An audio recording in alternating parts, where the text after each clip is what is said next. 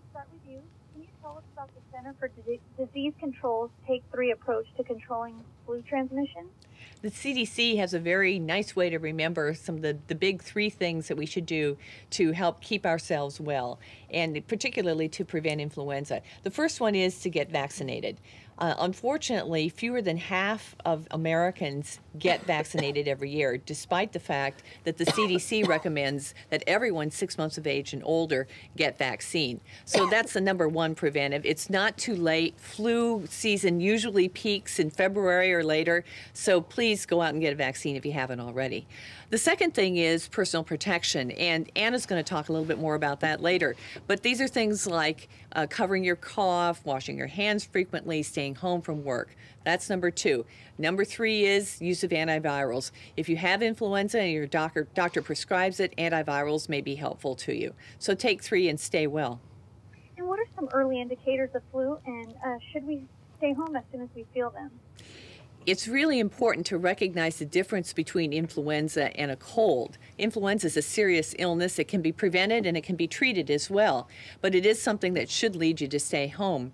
And we like to remember it by the word F.A.C.T.S, F-A.C.T.S, to help remind us of the symptoms of influenza that are unique to influenza: fever, aches, chills, tiredness, and most importantly, sudden onset.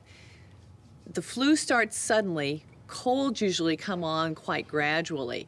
So if you feel that sudden onset of symptoms, and it might be muscle aches or headache, extreme fatigue, and it's a sudden onset, really think about taking yourself out of the workplace, out of school or whatever you're doing, calling your doctor, and then heading home to help start getting better. And can you tell us about some online tools that track local flu activity?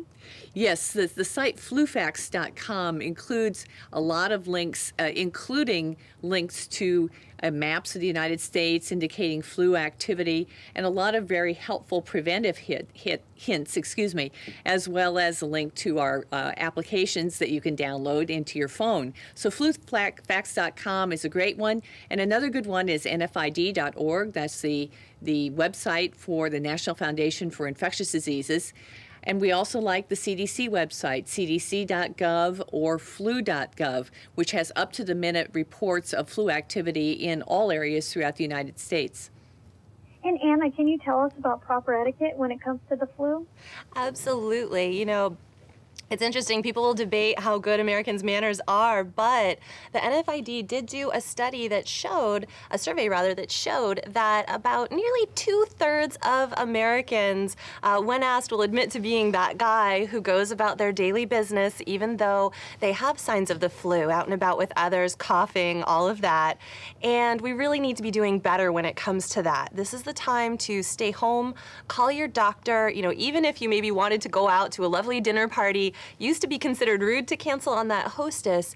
Nowadays, I think pretty much any hostess worth knowing is going to say, yes, please do stay home and get well.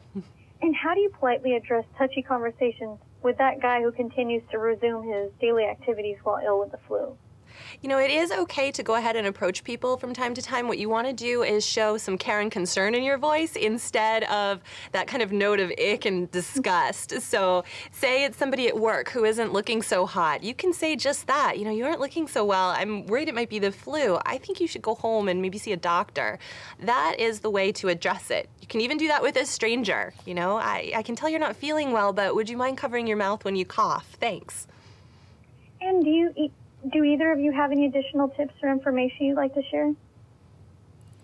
Go ahead. One of the best things that you can do is to cover your mouth when you cough or sneeze. Use a tissue. Even though that handkerchief looks nice and retro, you don't want to hold on to that.